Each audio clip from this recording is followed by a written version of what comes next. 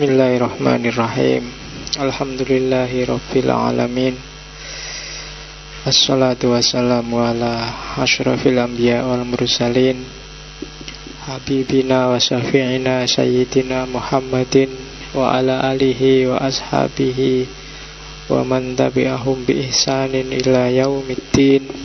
Amma ba'du. Bismillah, mari kita lanjutkan ngaji kita. Malam ini jangan khawatir, meskipun kemarin disisipi sebentar oleh teman-teman dari Malang. Ya mereka ndak usah tak kasih lanjutan kita, malah pening nanti. Jadi ndak akan merusak ritme kita. Malam ini kita lanjutkan tokoh Posmo yang kedua. Setelah minggu lalu kita kenal Lyotard, malam ini kita jalan-jalan ke Amerika, kenalan dengan Richard Rorty. Saya tidak tahu kalian pernah dengar apa enggak nama ini. Yang belajar filsafat mesti pernah dengar. Yang belum, pernah lah dengar separuh Rorty-nya. Apakah itu Rorty bakar atau Rorty? Ya, selain itu tidak pernah. Orang mana lagi? Richard Rorty sangat dikenal sebagai orang yang anti epistemologi, anti fondasionalisme. Asli orang Amerika, lahir di Amerika, hidup besar juga di Amerika. Lahir tahun 71, meninggalnya tahun 2007. Jadi lumayan hidup selama 75 tahun. Jadi meninggalnya belum lama. Kalian pasti sudah lahir tahun 2007 itu. Richard Rorty belum meninggal. Nah, jadi pikiran-pikirannya, contoh-contohnya masih update, nggak terlalu jauh dari kita. Ya meskipun tetaplah cirinya filsafat pasti ada, yaitu kalau membaca bukunya mesti pening. Itu wajar, nggak apa-apa. Ketika kalian merasa pening dan bingung, itu berarti sudah ada usahanya. Tenang aja, nanti dibantu oleh Allah kalau ada usahanya. Karena Allah kan gak lihat hasilnya. Hasil kan urusannya Allah. Yang penting kita usaha baca. Urusan paham dan gak paham ya nunggu ilhamnya, kan gitu aja. Oke. Hidupnya lurus, normal, dari keluarga kiri dalam tanda petik. Jadi anti, biasanya kiri itu kan cenderung cara berpikir Marxisme, suka dengan ide-ide seperti pembebasan, kebebasan, liberalisme, dan yang jenis itu. Terus dosen, profesor, doktor. Dia punya 3 buku yang sangat terkenal, yaitu Philosophy and the Mirror of Nature. Yang kedua, Consequences of Pragmatism. Dan yang ketiga, Contingency, Irony, Solidarity. Rorty dikenal sebagai tokoh yang mempromosikan pragmatisme. Dan karena pikiran-pikirannya juga tidak sama persis 100% dengan pragmatisme, dia sering disebut sebagai neo-pragmatis. Jadi pragmatisme baru. Saya lupa ndak tak kasih fotonya, tapi kalau di internet banyak foto, tapi waktu tuanya. Waktu mudanya dia suka rambutnya agak panjang, agak gondrong. Nah, kayak si siapa? Rambutnya gondrong. Terus Rorty ini termasuk Ashabul Ukhdud. Suka ngerokok, ahli hisab. Terus suka naik gunung. Ada yang suka naik gunung di sini? Ya. anggota Mapala. Terus mahasiswa paling lama. Dulu saya gitu, kalau Mapala itu singkatannya bukan mahasiswa pecinta alam, tapi mahasiswa paling lama karena nggak lulus-lulus. Suka naik gunung dan kolektor anggrek. Nah, jadi dia sangat suka anggrek. Di rumahnya hampir semua varian anggrek punya, khususnya anggrek liar, karena dia nyari sendiri di gunung-gunung.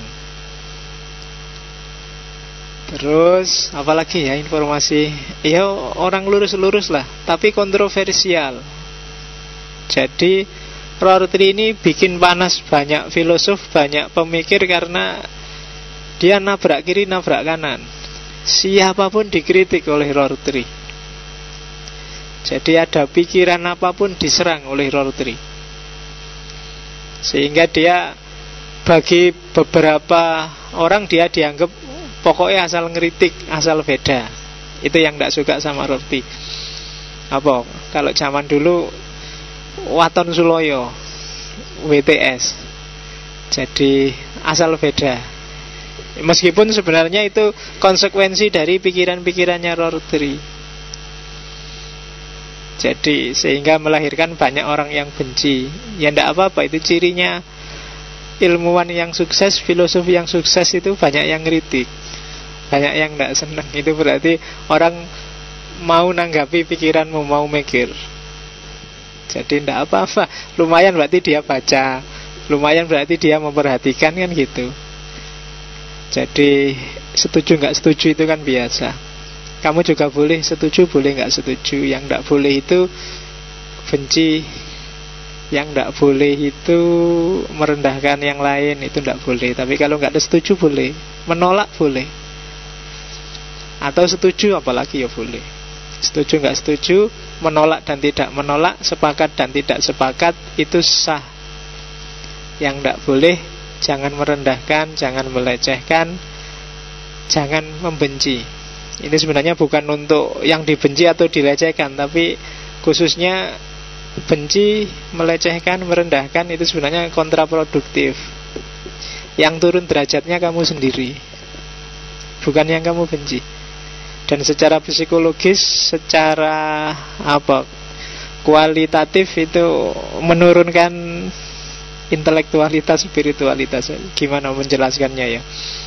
Jadi gini, kalau dalam dirimu banyak yang jelek-jelek, itu kemarin filosof siapa itu, yang filosof Islam bilang bahwa itu akan berpengaruh terhadap perilakumu, terhadap gaya hidupmu. Bisa tak pinjem misalnya teorinya Emoto, Masaru Emoto, yang dia nulis Secret of Water itu. Tak pinjem itu karena tubuh kita 70% itu air. Katanya Emoto, air itu, karena dia neliti kristal-kristalnya air itu, dilihat pakai mikroskop, pakai alat tertentu, sehingga dia bisa mengakses kristal air. Kristal air itu dia berubah-ubah sesuai lingkungannya.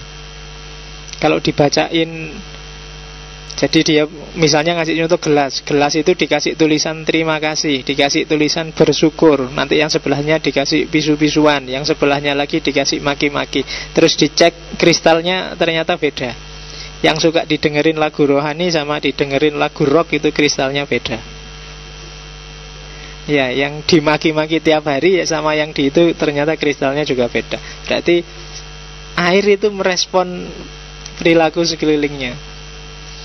Dan itu yang mungkin rahasia kenapa kok sejak zaman dulu kalau kiai-kiai disuruh menyembuhkan biasanya air terus dikasih Fatihah aja sembuh.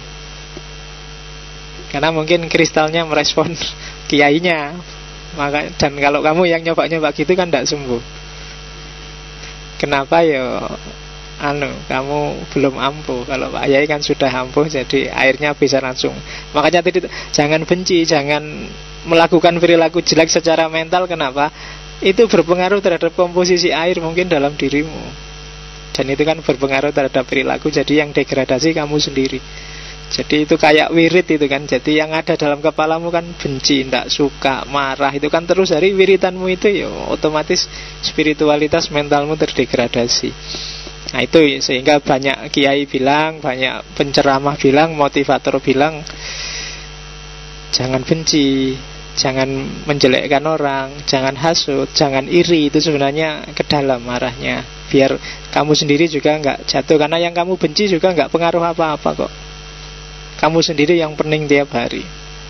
Nah, itu sampai ngomong apa sampai situ tadi.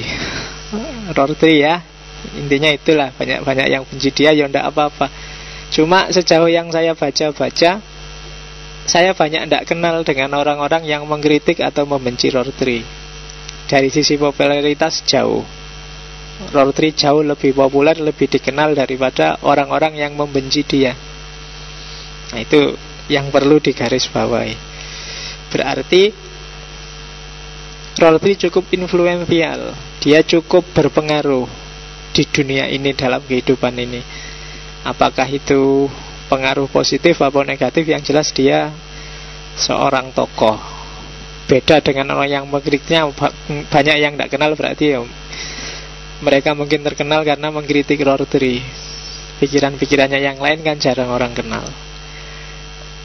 Oke, bismillah. Mungkin ada juga yang tidak suka ngaji filsafat kayak gini. Ya tidak apa-apa, asal tidak benci. Kalian juga boleh tidak suka, tapi jangan benci. Yang nyaman dirimu sendiri. Oke, bismillah ya. Kita masuk ke pikirannya Richard Rorty. Siap-siap, isinya Rorty banyak kritik. Yang pertama, yang diserang dan diruntuhkan oleh Rorty adalah filsafat itu sendiri, khususnya filsafat tradisional. Filsafat, katanya Rorty, terlalu angkuh, terlalu arogan. Filsafat menganggap dirinya tahu tentang alam semesta. Filsafat merasa pikiran-pikiran dalam tradisi filsafat lah yang benar, yang menjelaskan alam semesta, yang jadi cerminnya alam. Itu yang disebut representasionalisme. Seolah-olah alam itu ya seperti yang dijelaskan oleh para filosof itu. Itu representasionalisme. Dan itu yang pertama-tama dikritik oleh Rorty. Apa iya? Masa sih? Kan gitu. Terus filosof mana yang benar-benar representasi alam itu? Wong pikiran filosof itu kan sejak kita belajar sesi pertama sampai hari ini sesi mungkin nyampe 60 kan ya mau macem-macem. Yang benar yang mana aja kan kamu masih bingung. Gitu kok para filosof masih bangga bahwa filsafat adalah representasi dari realitas. Itu kritik pertama. Yang sangat dikenal lagi dari Rorty adalah kritik fondasionalis. Ini keangkuhan filsafat yang kedua, bahwa kalau orang ingin berpikir dalam, kalau orang ingin berpikir serius, sistematis, tertib, yang bagus-bagus dari segi pemikiran, satu-satunya jalan adalah filsafat. Itu dikritik oleh Rorty. Meskipun cara kayak gini sebenarnya juga filosofis, juga filsafat. Ya ndak apa-apa. Tapi kan selama ini kita kayak itu yang pernyataan ketiga itu, filsafat adalah induknya semua ilmu. Oh itu kan tiap hari kan kamu ngomong kayak gitu. Tapi katanya Rorty, alah katanya siapa? Wong sekarang buktinya ndak laku gitu loh. Buktinya coba cari di fakultas-fakultas mana ada jurusan filsafat. Ayo di persentase jumlah mahasiswanya. Gitu katanya induk semua ilmu. Wong buktinya di antara semua disiplin ilmu yang paling sering bingung kan filsafat. Kamu cari hampir semua ilmu itu beres, konsepnya, teorinya selesai. Satu-satunya yang ngambang tidak jelas-jelas kan filsafat, dari awal sampai akhir. Gitu kok ngakunya induk. Itu ya bukan itunya yang dikritik Rorty, tapi klaimnya bahwa untuk berpikir benar filsafat harus jadi fondasi. Bukan apa-apa ketika sudah klaim kayak gini. Ketika kebenaran sudah diklaim, berarti orang mandek. Kan sering saya ngomong seperti itu. Itu kalimatnya Rorty. Filsafat tradisional mencari pengetahuan yang bersifat final. Untung gak diperoleh. Kalau itu diperoleh benar, yang lahir adalah budaya yang beku dan dehumanisasi manusia. Selama ini kan kamu selalu ribut, mana sih kebenarannya filsafat itu, mana yang paling benar itu. Kalau pakai kalimatnya Rorty, ya untung gak ketemu yang benar itu. Kalau kamu merasa ketemu dan kamu klaim, oh ini yang benar, detik itu juga kan kamu mandek. Selesai eksplorasimu. Seolah-olah bahwa ya sudah itu yang final. Dan itu bagi Rorty bahaya kalau mikirmu kayak gini. Tidak bisa seperti itu, katanya Rorty. Boleh kamu berpikir ala filosofis yang radikal, yang mendalam, yang dijadikan induk semua ilmu, tapi jangan final. Itu kritik pertamanya Rorty, kritik fondasionalis. Karena itu dia dikenal anti fondasionalisme. Kelirunya apa sih cara berpikir seperti tadi yang mengklaim kebenaran? Kelirunya adalah tabrakan dengan kodratnya manusia. Apa sih kodratnya manusia? Kodratnya manusia itu kontingensi, kesementaraan. Kan kita tiap hari ngomong, kita itu tidak sempurna. Kita itu terus berproses. Kita itu berubah-ubah. Kemarin apa, sekarang apa. Itu kodrat kita. Maka kebenaran yang kita tangkap hari ini itu kan kebenaran sejauh kesementaraan kita hari ini, sejauh kontingensi kita hari ini. Mungkin besok berubah. Oleh karena itu manusia jangan berhenti. Justru dia harus mengasah kepekaan untuk memahami dirinya yang sementara. Kalau tidak gitu dia stagnan, dia mandek. Harus berproses terus. Makanya pahami terus dirimu. Memahami diri itu proses yang tidak ada selesainya. Jangan mandek. Sudah Pak, sudah ketemu dulu pertemuan keberapa saya disuruh refleksi, sekarang ketemu saya itu kayak gini. Iya, ketemu sekarang. Mikir lagi karena kamu pasti berubah. Jadi proses memahami diri itu proses yang tidak ada selesainya. Bukan karena tidak nyampe, tapi karena objeknya berubah terus. Kita itu kan berubah terus. Kemarin apa, sekarang apa. Dulu kesannya ngaji filsafat apa, sekarang apa. Dulu sebelum ngaji nganggapnya filsafat itu kayak gimana, setelah ngerti, oh kayak gitu aja toh. Berubah. Mungkin besok enggak kayak gitu lagi. Mungkin karena sudah agak paham, bisa mikir sendiri, beda lagi sudah.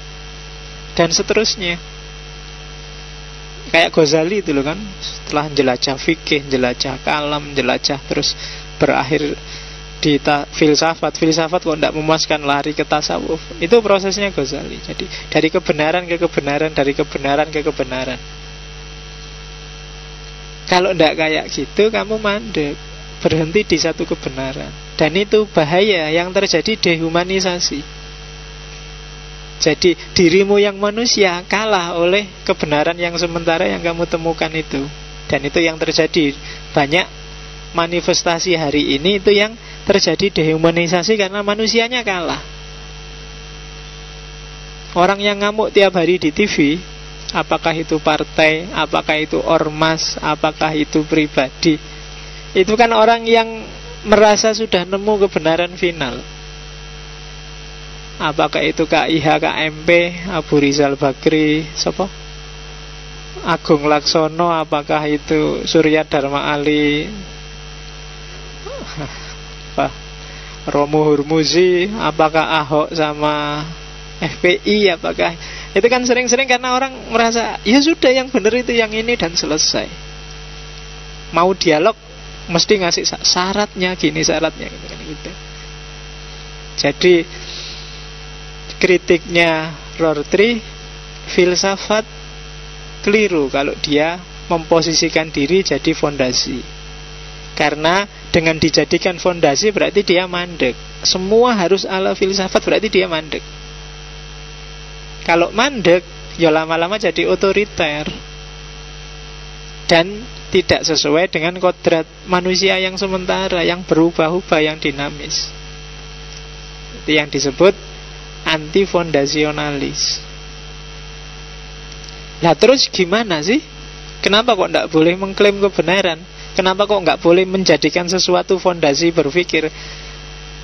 Karena begitu ada fondasi, begitu ada klaim, kita kehilangan dasar eksistensial yang paling utama dalam kehidupan kita, yaitu kebebasan. Kita terlalu banyak ngasih belenggu dalam hidup kita. Kita terlalu banyak pakai topeng, kan gitu. Banyak kan, mulai aturan A, aturan B, aturan C, aturan. Kalau kamu cermati sekali-sekali muhasabah, kalau kamu tanya siapa aku, itu kan jawabannya banyak. Aku itu anak, juga kakak, juga adik, juga murid, mahasiswa, guru, Muslim, Indonesia, NU, apalagi PMII, apalagi. Wah, kayak atributmu sebanyak itu loh, apa kamu serius? Ya kan, belum lagi yang artifisial, anak gaul, anak nongkrong, anak apalagi, ya kan, anak alay, anak wis apa neh ngono.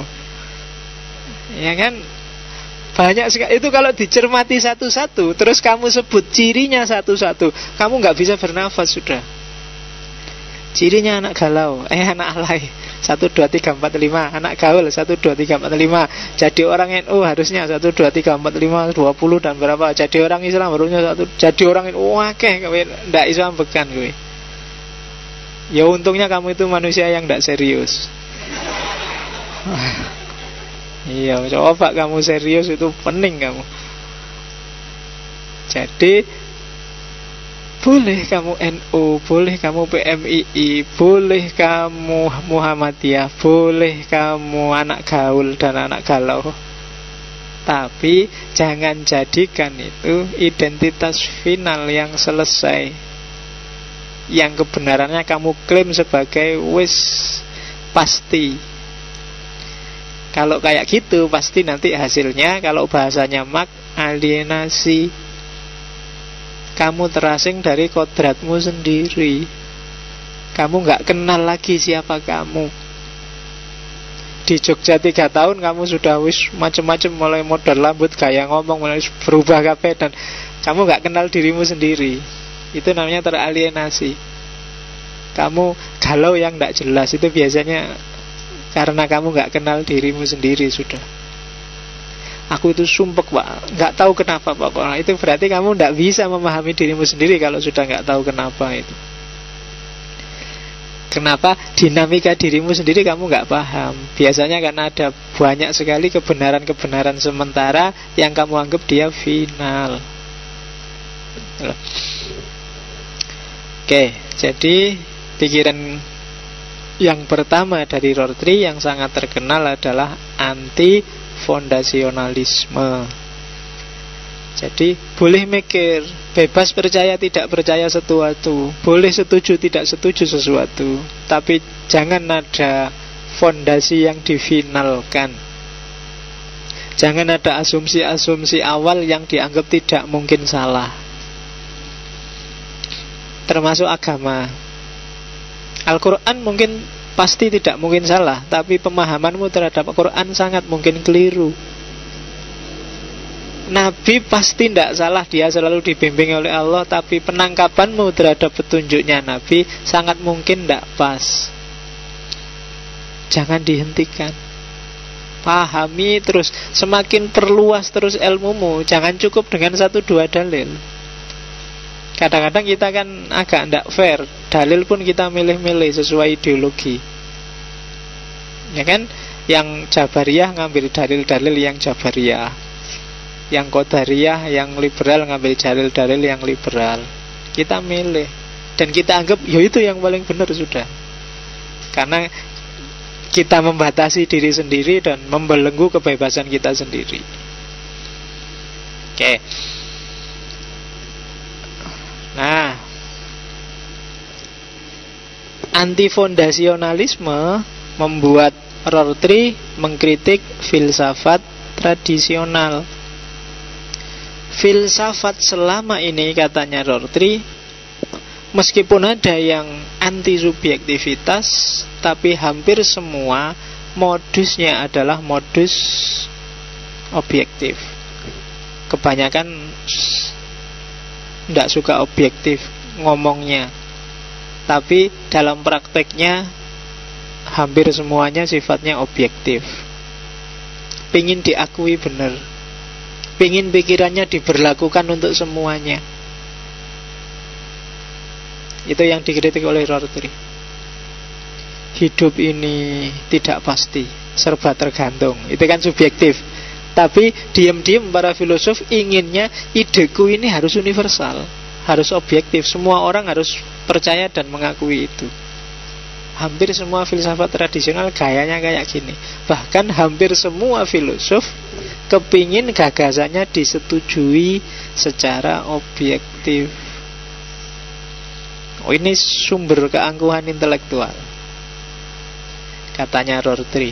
Hari ini kan kamu lihat banyak ilmuwan yang angkuh. Orang sombong itu paling gampang dari sisi ilmu, merasa ngerti, merasa pinter. Kalau orang kaya yang bisa sombong tentang harta, yang bisa sombong kan cuma yang kaya, yang miskin agak susah. Ya kan? Tapi urusan ngerti nggak ngerti itu orang nggak punya apa-apa tetap bisa sombong. Kamu sarjana S3 berhadapan dengan petani, petaninya itu masih bisa sombong. Sampean ilmu ini ilmu kampus beda sama ilmu sini. Ini saya iso sombong, saya iso bangga. Jadi jebakan intelektualitas itu paling mungkin bikin kita sombong. Dan itu kan yang kita pamerkan tiap hari di status-statusmu itu. Merasa tahu, merasa ngerti, merasa pinter, merasa MC kuis, penyakit. Oke. Dan itu jangankan oleh agama, wong Rorty yang Amerika aja ngritik. Jadi desire for objectivity. Kamu pinginnya semua orang setuju, pinginnya semua nge-like statusmu. Yang ndak like kamu anggap ndak paham. Nah, ya itu termasuk keangkuhan intelektual. Iya, ketika orang angkuh dia pasti mandek sudah. Selesai, dianggapnya itu yang benar. Maka Rorty lebih cenderung mengadopsi pragmatisme secara teoritis. Karena pragmatisme, katanya Rorty, dia tidak mimpi objektif kok. Dia cuma berhasrat untuk solider, desire for solidarity. Solidaritas nanti termasuk gagasan besarnya Rorty. Setiap orang pegang kebenarannya sendiri-sendiri. Maka kuncinya bukan nyari mana yang paling benar, tapi bagaimana kita membangun solidaritas antar kebenaran. Kalau orang tidak kuat, tidak bisa menjalin solidaritas, ya hasilnya mesti dunia rusak. Konflik, tempur, gegeran yang tidak selesai. Karena dia merasa miliknya benar, yang lain salah. Saya juga merasa milikku benar, yang lain salah. Ya breng akhirnya gegeran. Oke. Jadi bukan desire for objectivity, tapi desire for solidarity. Nggak usah nyari fondasi yang kuat-kuat, nggak usah nyari gimana gagasan yang nggak mungkin salah, nggak usah. Kebenaranmu selama ini yakinilah, tapi tetap kamu harus bisa solider, bisa toleran terhadap orang lain yang punya kebenaran yang berbeda. Oke. Hasrat untuk objektif itu biasanya melahirkan prinsip-prinsip universal metafisik, rasionalitas, keadilan, kebenaran, kesetaraan. Ini kan prinsip-prinsip besar, metafisik universal. Bagus sih secara ideal, tapi dalam prakteknya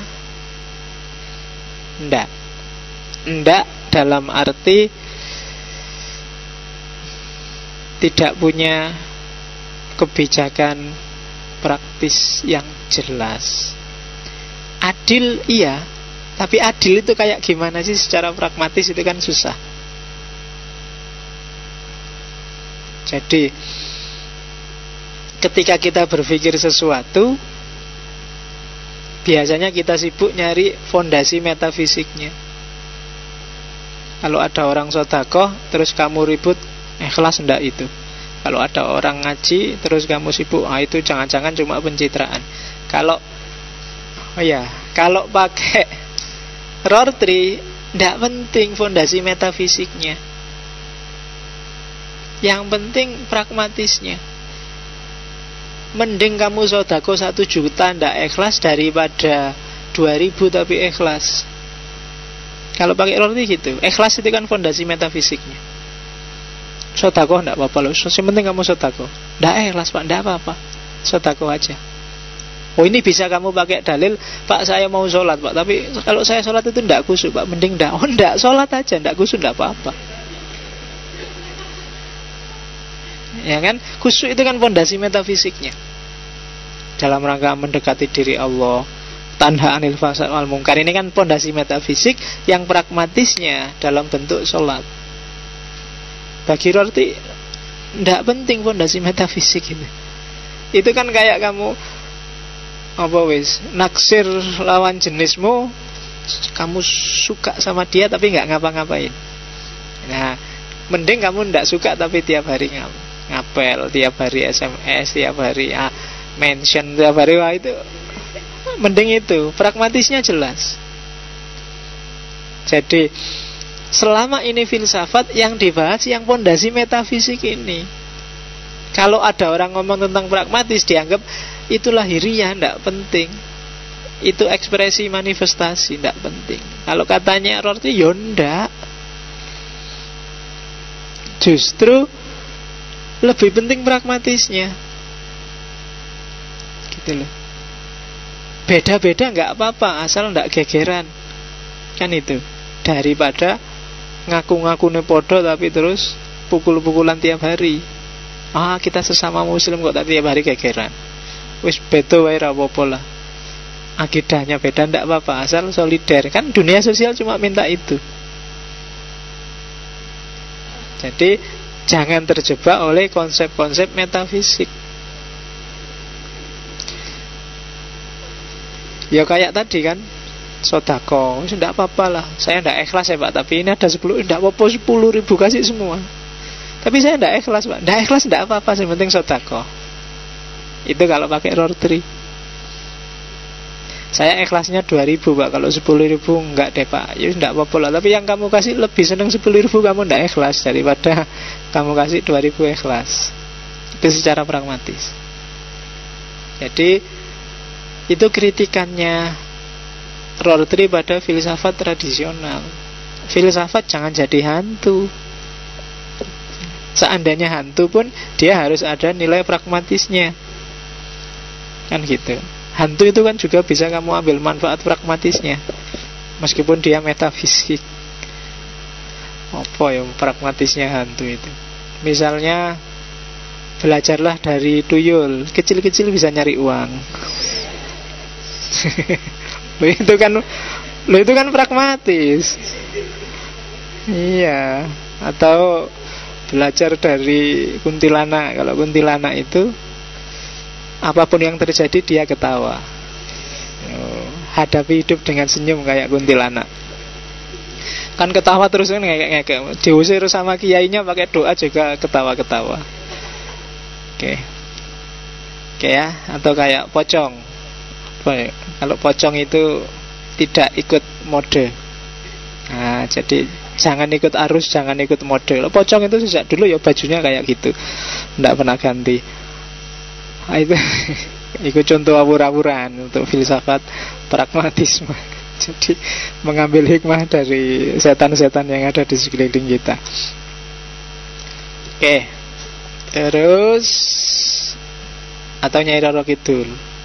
Nyai Roro Kidul itu meskipun hidupnya di laut, jauh dari peradaban, tapi tetap menjaga sopan santun etika, pakai baju kemben, pakai sanggul, pakai itu dia. Meskipun di pantai nggak pernah pakai bikini, pakai baju renang. Nah itu kan, itu kan namanya menjaga tradisi budaya. Jadi itu hikmahnya Nyai Roro Kidul.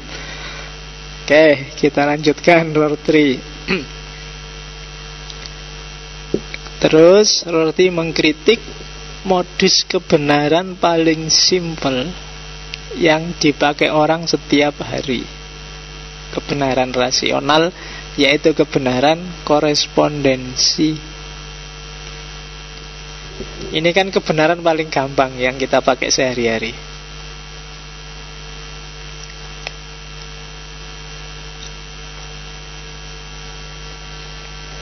Kebenaran korespondensi itu kesesuaian antara pernyataan dengan fakta, kan itu kemarin.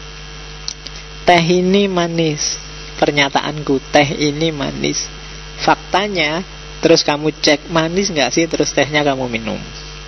Dan kamu sebut, kalau manis terus kamu sebut, oh iya itu benar. Kalau gak manis terus kamu sebut, keliru kan itu. Itu kan kebenaran pragmatis. Indonesia sedang krisis, Indonesia sedang rusak, itu kan pernyataan.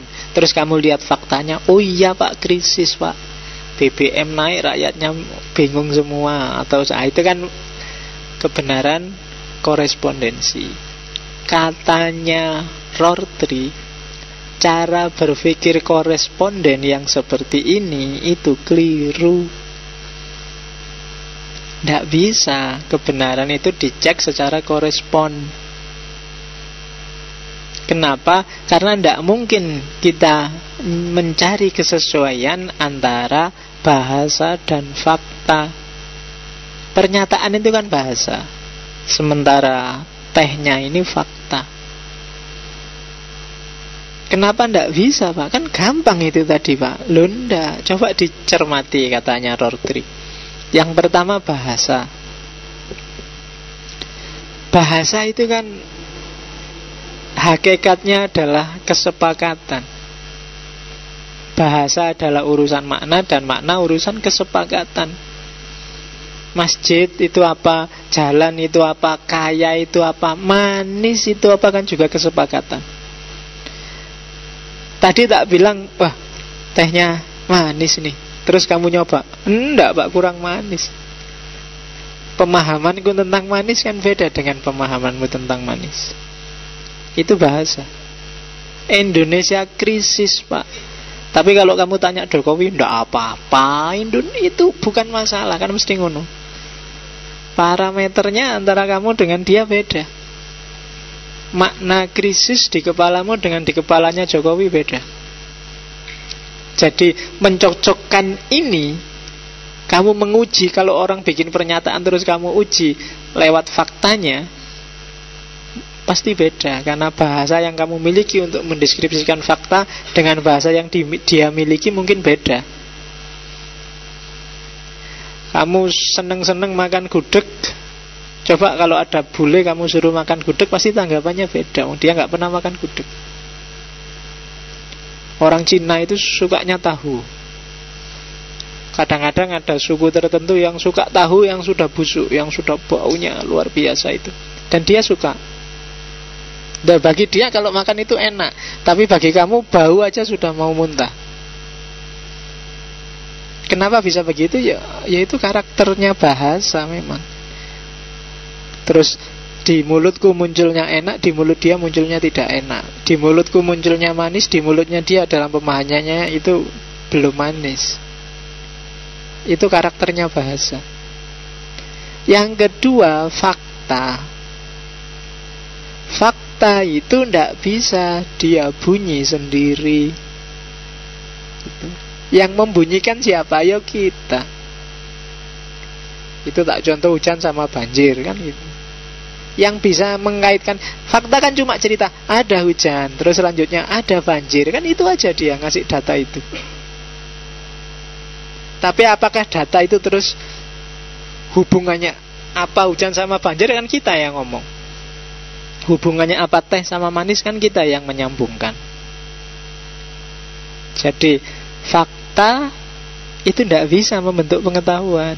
Yang membentuk pengetahuan itu, yang mengkonstitusi pengetahuan itu kita sendiri. Semuanya diproses di kepala kita.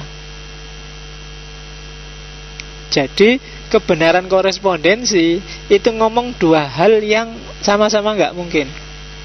Yang pertama bahasa. Ternyata bahasa itu sifatnya sesuai masing-masing yang pakai bahasa. Fakta juga begitu. Fakta juga ketika dicerna oleh manusia, maka dia sudah tidak murni lagi, tapi dia sudah diolah oleh pikirannya manusia. Jadi katanya Rorty, tidak bisa kamu nemu kebenaran pakai korespondensi. KIH sama KMP, tinggal siapa yang dukung Jokowi, siapa yang dukung Prabowo, kan cuma itu. Faktanya sepele, simple. Tapi kan fakta itu bunyinya apa tergantung orientasimu kan. Tergantung kamu lebih condong kemana. Sama-sama berita Jokowi menaikkan BBM. Faktanya Jokowi menaikkan BBM, simple. Tapi bunyi Jokowi menaikkan BBM ini di kepalamu jadinya bunyi apa, itu kan tergantung orientasimu kemana. Jadi fakta tidak pernah bunyi sebagai dirinya sendiri. Dia selalu dibunyikan oleh orang yang memahami dia.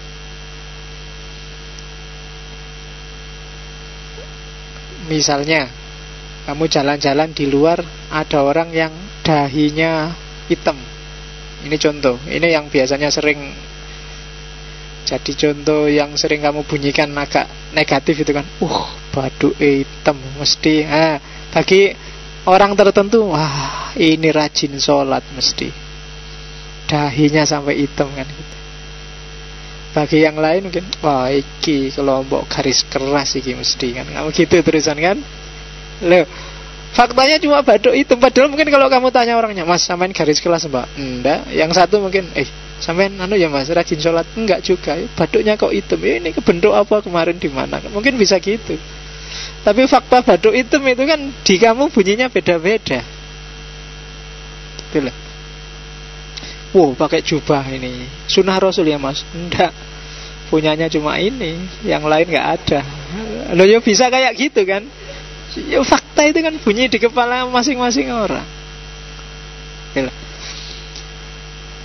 Dan pada akhirnya yang operatif terus gimana? Terus apa ndak ada kebenaran itu? Ada katanya Rorty. Yang selama ini kita sebut-sebut sebagai kebenaran adalah kesepakatan antar kita sendiri. Yang menguji benar salahnya sesuatu itu kan lingkungan sekelilingmu. Kamu disebut waras apa gendeng kan lingkunganmu. Wah gak beres cahaya. Itu kan kamu disebut gak beres. Kenapa? Masyarakat punya parameter kebenaran sendiri.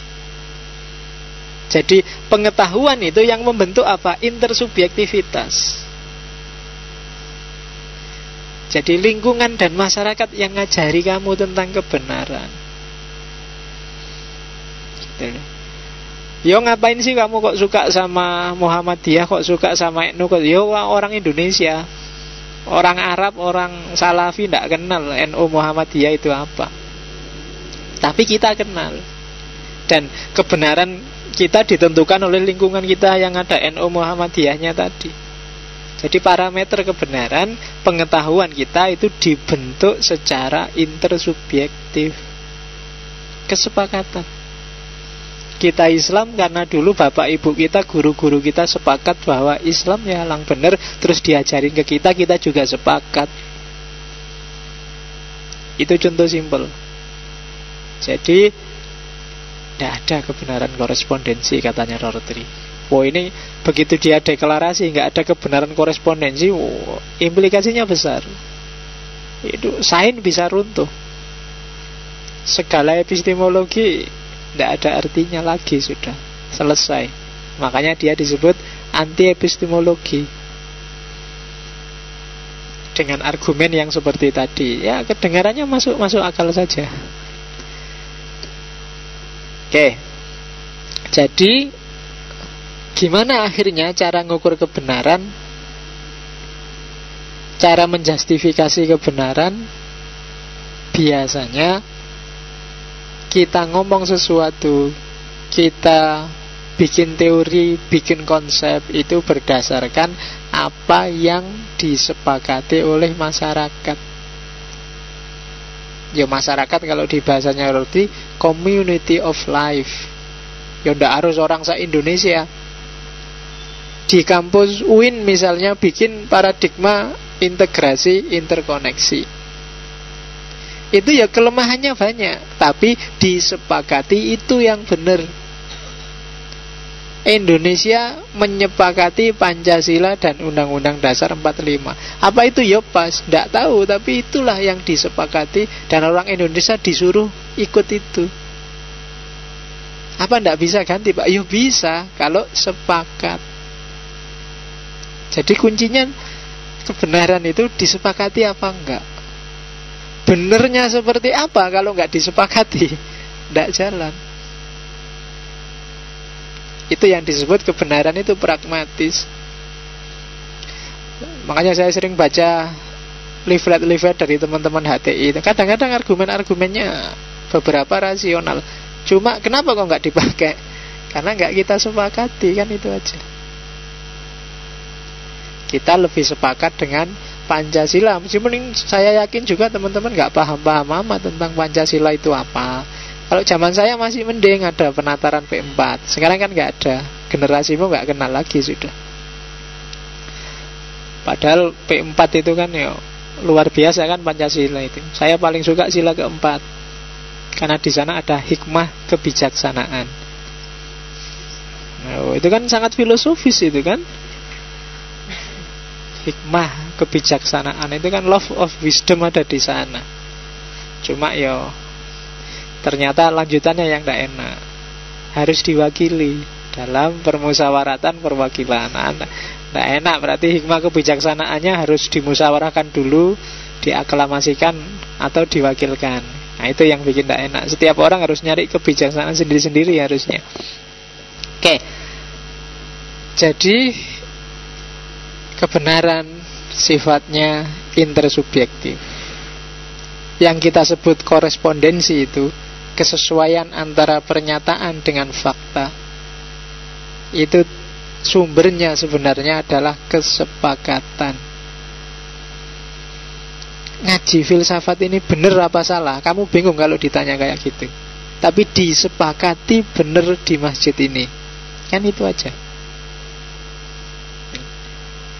Nah, mungkin di masjid lain nggak setuju, ya nggak apa-apa. Berarti di sana kesepakatannya beda. Kan cuma itu aja produknya. Maka sejak awal kan tadi Rorty ngomong, nggak, problemnya bukan mana yang benar yang objektif, tapi mana yang disepakati. Dan tugas kita bukan nyari fondasi yang pasti, tapi kita nyari fondasi untuk bisa solider, untuk bisa saling toleran. Jadi ya ini kan pertarungan antar kesepakatan, bukan pertarungan antar mana yang paling benar. Termasuk semua pertarungan yang berseliweran di sekelilingmu hari ini. Apakah itu urusan agama, urusan politik, urusan apapun, itu sebenarnya mana yang disepakati dan mana yang tidak disepakati. Oke, karena itu menurut Rorty, epistemologi selesai tugasnya. Kita tidak butuh epistemologi. Epistemologi itu menyesatkan. Dia kaku, dogmatis, bahkan bisa jadi ideologis. Kan selama ini orang selalu teriak-teriak, penting loh epistemologi itu. At-thariqatu ahammu minal madah. Wah, kan selalu gitu kita. Tapi katanya tidak penting-penting amat. Apalagi epistemologi yang dibekukan. Jadi pengetahuan itu hanya justified true belief, keyakinan akan kebenaran yang terjustifikasi. Ya justifikasinya pakai kesepakatan masyarakat. Itu aja sebenarnya kuncinya. Jadi oleh karena itu harus pakai cara berpikir yang menghargai macam-macam kebenaran tadi. Bukan epistemologi. Kalau bagi Rorty, yang bisa mengakomodasi macam-macam epistemologi, macam-macam cara bernalar itu hermeneutik. Itulah yang bikin hari ini mungkin kamu merasa bahwa kok belajar filsafat baunya hermeneutik terus. Karena memang trennya hari ini posmo itu ke sana. Setiap kali kamu belajar mengarah ke era postmodern atau kontemporer, pasti akan diarahkan ke arah hermeneutik. Karena modusnya itu hari ini modusnya hermeneutik. Jadi jangan kaget, jangan komplain. Justru kalau ada dosen kok ngajar posmo dan kontemporer nggak suka hermeneutik, itu berarti tidak jadi belajar posmo dan kontemporer. Orang posmo pasti arahnya ke situ semua. Jadi dari epistemologi ke hermeneutika, dari holistika ke lingkaran hermeneutik. Ya lingkaran hermeneutik itu ada teks, ada author, ada reader. Ada teks, ada konteks, ada kontekstualisasi. Itu triadik-triadiknya yang sifatnya melingkar. Jadi pemahaman itu sifatnya tidak linier tapi sirkuler, dialektis. Jadi ada dialektika. Pernyataan itu dia tidak berdiri objektif, tapi siapa yang ngomong, dalam konteks apa dia ngomong, untuk tujuan apa dia ngomong, itu ikut menentukan. Makanya nanti Rorty punya gagasan bahwa hermeneutika kalau dibandingkan dengan epistemologi itu mirip wacana normal dan wacana abnormal. Epistemologi itu sifatnya objektif, kalau hermeneutik sifatnya dialektis. Kenapa disebut wacana normal? Orang yang menggunakan epistemologi berarti dia terlibat di sana, paham isu-isunya, paham nalarnya, paham. Karena apa? Dialektis, dia terlibat. Kan tadi ada teks, author, reader, dia masuk ke wacana itu. Sementara kalau epistemologis berjarak dia, ada subjek, ada objek. Ada filosof yang belajar, ada objek yang dipelajari. Ketika ada jarak, sering-sering karena dia tidak terlibat langsung, ya wacananya jadi wacana abnormal. Orang gak paham kesepakatan-kesepakatannya. Hari ini kita belajar filsafat. Karena kita belajar filsafat, maka wacana filsafat itu kan wacana normal bagi kita. Kita ngerti asumsi-asumsinya, kita ngerti modusnya, kita ngerti polanya, wong kita terlibat. Tapi orang yang tidak tahu menau tentang filsafat terus belajar filsafat dari luar, nah itu wacananya wacana abnormal. Dia tidak ngerti dialektika yang ada di dalamnya. Misalnya apa wis ya, kan kita sering kayak gitu mengamati yang kita tidak terlibat. Misalnya kamu yang tidak aktivis ngomentari yang aktivis. Nah, komentarmu tentang aktivis dari kamu yang tidak aktivis ini wacananya tergolong wacana abnormal. Kamu nggak ngerti loh dahsyatnya jadi aktivis itu. Gimana nikmatnya dipentungi polisi, gimana nikmatnya loh. Ya kan, kamu bisanya cuma komentar. Enak itu, coba rasakan. Agak empuk-empuk gimana gitu. Nah, sama juga mahasiswa aktivis yang ngeritik mahasiswa kutu buku. Karena buku bukan wilayahnya, terus dia ngeritik, ya tidak nyambung. Gak ngerti dia dahsyatnya, enaknya baca buku. Gimana kalau baca buku gak paham, terus liar-liar ngantuk dan tidur. Itu nikmat. Gak sembarangan orang alami gitu loh. Nah, maka bagi mereka wacana kutu buku itu wacana abnormal. Tapi kalau aktivis ngomong tentang aktivisme, itu wacana normal. Dia ngerti isinya, ngerti dialektikanya. Makanya Jangan percaya sama komentator sepak bola. Dia nggak pernah sih terlibat, nontonnya cuma dari luar. Wah, salah umpan, dia sendiri main bal-balan mesti raiso ngumpan. Tapi tiap hari ngritiki pemain sepak bola. Wah, kerjasamanya kurang baik pemain kita. Ya, ngomong dok, dianggap gampang apa? Itu kan ada pemain saya ceritanya siapa? Pelatih dulu Rahmat Darmawan itu. Jadi ada pemain itu dari Madura. Jadi diteriaki kalau sudah babak kedua, dia semua petunjuknya pelatih dicuekin dia. Pokoknya lari sendiri, gerak sendiri, sampai dimarahi sama Rahmat Darmawan. Kamu itu gimana? Saya teriak-teriak sampai serak. Tiap babak kedua kok kamu mesti cuek. Ini katanya pemain yang orang Madura. Saya kalau capek itu budek, Pak. Jadi sampean teriak kayak apa juga nggak denger saya, Pak. Jadi kalau lagi capek dia nggak denger apa-apa sudah.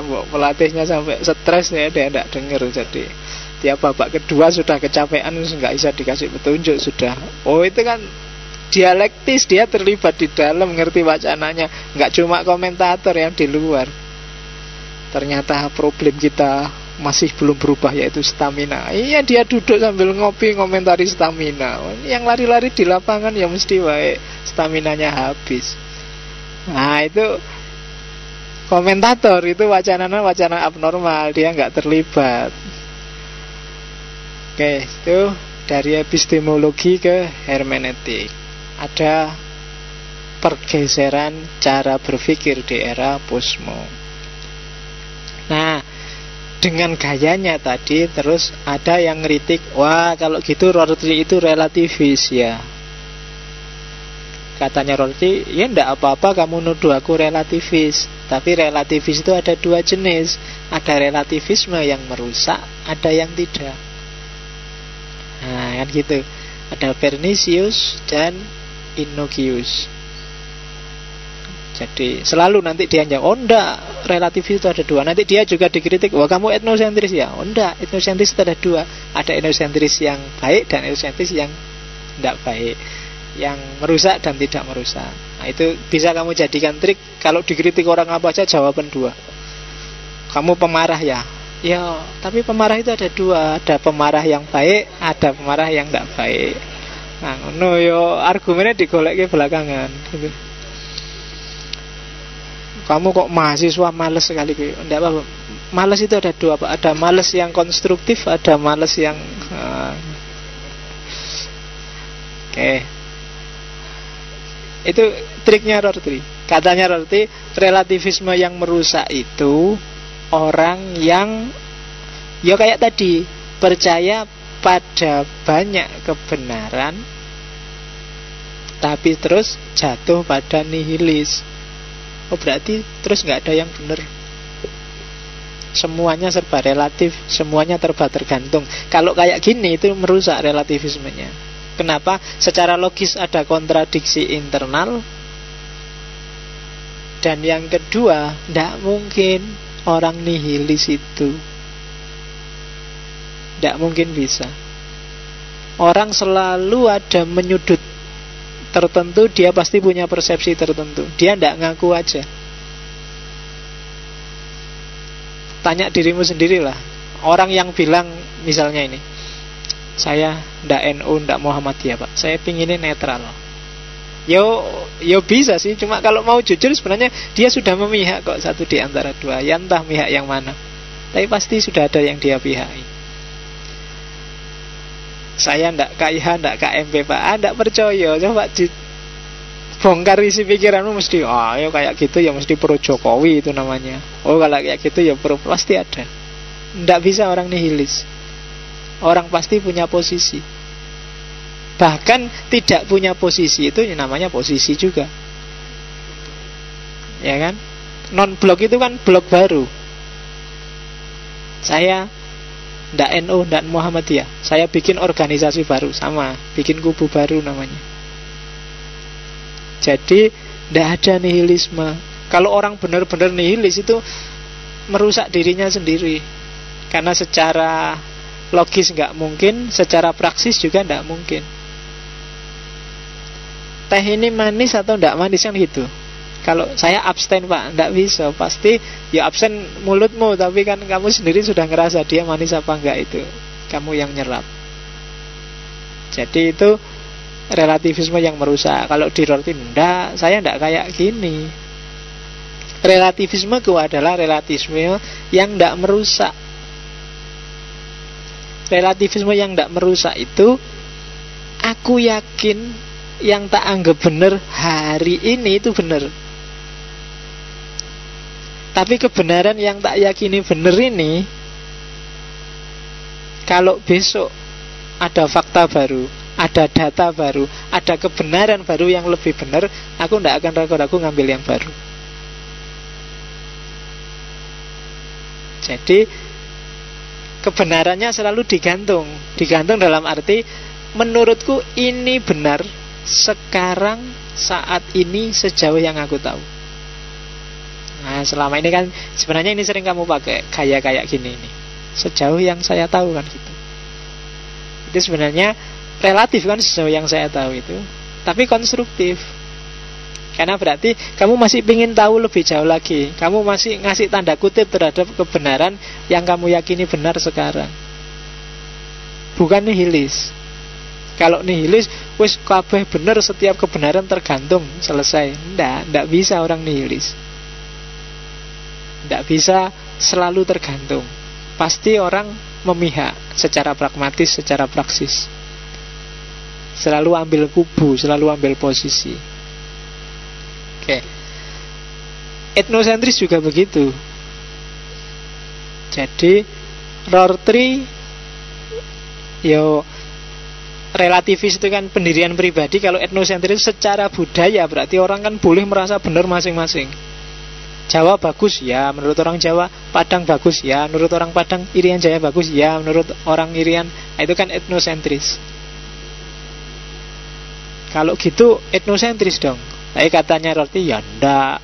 Etnosentris itu ada dua. Ada etnosentris yang merusak, ada etnosentris yang tidak merusak. Apa sih etnosentris yang merusak itu? Etnosentris yang merusak itu tadi arogansi, keangkuhan budaya, merasa diri unggul, merasa diri tinggi. Ini etnosentris. Orang Jawa itu memang top. Etnosentris itu. Jadi tidak ada yang bisa ngalahin Jawa. Tidak ada yang bisa ngalahin Aceh. Tidak ada yang bisa ngalahin Padang. Indonesia itu pusatnya dunia. Negara lain tidak ada apa-apanya. Itu etnosentris. Ini merusak. Ya sama. Di mana merusaknya? Ya karena kamu merasa final. Selesai. Kamu menyempitkan wawasanmu hanya sebatas Jawa. Yang Persia merasa, wah Persia itu budaya unggulan. Yang Amerika merasa, landak, pusatnya peradaban Amerika, tidak ada yang lebih berbudaya dibanding Amerika. Yang Eropa juga begitu, yang India juga begitu. Ini etnosentris. Kalau katanya Rorty, enggak, etnosentris itu wajar, cuma jangan yang merusak. Yang tidak merusak gimana? Aku yakin budayaku, peradabanku itu baik, bagus. Tapi aku juga terbuka kalau ada budaya lain yang lebih bagus. Ya tidak apa-apa, tak ambil aja. Kita bukan orang yang tertutup. Nah itu etnosentris yang bagus. Jadi ya Islam dulu itu kalau sholat di Arab itu ya pakai jubah. Kalau di Indonesia terus pakai sarung. Tapi ada budaya baru dari barat, pakai celana, boleh nggak? Nah, kalau enggak etnosentris yang konstruktif, ya enggak apa-apa pakai celana. Yang penting visinya kena, nutup aurat. Nah itu budaya yang terbuka. Tapi kalau yang tertutup enggak bisa, jubahan ya enggak jubahan. Atau enggak jubahan. Kalau enggak sarungan ya enggak boleh. Dulu di Langgar saya ada itu kiai yang sholat pakai celana, kamu langsung diseret keluar. Harus pakai sarung. Wah, itu sejenis etnosentris. Meskipun mungkin tujuannya baik, celana itu kan kamu pakai macam-macam, pakai nongkrong, pakai ngerokok, pakai jungkir balik di luar, tiba-tiba masuk masjid bikin sholat, jangan-jangan kena kotoran apa, mungkin karpe gitu. Kalau kayak gini nggak apa-apa. Tapi kalau ideologinya harus sarung, nggak bisa nego sama sekali, nah itu etnosentris. Harus jubah, atau yang pakai jubah derajatnya lebih tinggi daripada yang cuma pakai sarung. Karena jubah berarti ikut sunnahnya Nabi, luar dan dalam. Oh, itu etnosentris. Ya nanti mungkin sekali-sekali ngaji-ngaji yang kayak gitulah, logika-logika imitasi. Itu kan logika imitatif namanya. Ada kelemahan kelebihannya. Oke, itu kritik terhadap Rorty, para pengkritiknya. Nah, kita masuk ke teori besarnya Rorty. Yang pertama, ironi. Epistemologinya tadi sudah, sekarang kita ke ontologi. Teorinya Rorty tentang ironi. Ironi kalau dalam cermatannya Rorty adalah media yang banyak digunakan oleh para filosof, para penyebar kebenaran, termasuk para nabi. Jadi ironi itu biasanya dipakai untuk menunjukkan kebenaran. Ironi dampaknya secara psikologis lebih dalam. Ya contohnya ironi itu misalnya melebih-lebihkan atau mengecil-ngecilkan. Kayak kamu ke orang lain biasanya melebih-lebihkan, kalau ke dirinya sendiri mengecil-ngecilkan. Itu sejenis ironi. Ah, saya ini apa sih Pak? Orang kecil, tinggalnya juga di daerah terpencil. Saya nggak punya rumah, punyanya cuma gubuk kayak gini Pak, cuma 3 lantai. Terus ngono. Nah, itu kan understatement, tapi itu seolah-olah merendah, tapi sebenarnya pengen menunjukkan bahwa aku itu besar loh Pak, punya rumah aja tingkat 3. Atau melebih-lebihkan, wah kalau bapak sih enak, sudah mapan, sudah anak istri sudah tercukupi semua, sudah adalah. Ah kalau kamu enak, masih muda, masih gairah, masih semangat, masih itu. Itu exaggeration, melebih-lebihkan. Dengan kayak gini kan kamu lebih masuk daripada kamu tak ceramai, kamu yang muda mbok yang semangat, kamu yang muda. Nah, itu kan kurang anu. Tapi kalau tak lebih-lebihkan, wah aku iri sama kamu, masih muda, energinya masih semangat, jam segini masih bisa melek, wong aku sudah ngantuk kayak gini. Itu sebenarnya kan ironi namanya. Atau diulang-ulang. Yo kiai lah biasa ngomong diulang-ulang terus. Bener kan? Betul? Apa kayak gitu kan, itu repetisi namanya. Atau sebaliknya. Orang jelek kayak saya itu kadang-kadang pengen ngomong aku itu cakep loh. Atau saya itu ngerti apa sih Pak, wong anu. Itu sebenarnya kadang-kadang dia pingin efek yang sebaliknya, pingin orang terus balesnya sebaliknya. Ah enggak, kamu itu sudah bagus kok, kadang-kadang gitu. Nah itu ironi. Hati-hati dengan gaya bahasa ironi, kamu harus cepat tanggap, jangan kebalik. Kalau ada orang ngomong, wah saya itu apa sih Pak, iya kamu itu apa sih. Lunda, kualik itu ya, menanggapinya ya jangan gitu ya. Dia maunya kebalikannya. Kamu harus, oh enggak, kalau kamu kok nada dasarnya gitu kok ndelucur ngono ya dhek nesu mesti. Ini loh Pak gubuk saya. Iya ya jelek sekali kayak gubuk rumahmu itu. Itu ya tawuran akhirnya. Oke. Ini namanya gaya ironi. Nah, bagi Rorty ironi itu bagus loh. Cuma nggak kayak Sokrates. Kalau Sokrates kan untuk menunjukkan kebenaran, tapi kalau Rorty justru enggak itu. Ironi itu manfaat paling besar adalah untuk mempertanyakan kebenaran. Begitu orang ngomong, gubuk saya ini loh Pak, masa jelek gitu loh Pak, itu kan kamu kan otomatis mikir, apa itu gubuk beneran sih, wong bagus kayak gitu loh. Itu mempertanyakan kebenaran. Ngaji filsafat ini tidak penting kok, kamu nggak perlu terlalu serius lah kan, terus bikin kamu mikir, apa iya yang ngaji ini tidak penting ya. Nah itu kan terus kamu mikir. Jadi ironi bukan untuk menemukan kebenaran, tapi untuk mempertanyakan yang sudah benar. Nah Cuma nanti di Rorty, karena definisi ironi ini mempertanyakan. Kenapa dipertanyakan? Ya karena kebenaran itu selalu berubah dan dinamis. Maka Rorty punya istilah manusia ironis. Manusia ironis adalah manusia yang mengironi dirinya sendiri. Kalau tadi kan basa-basi ke orang lain, manusia ironi itu manusia yang selalu tanya terhadap dirinya.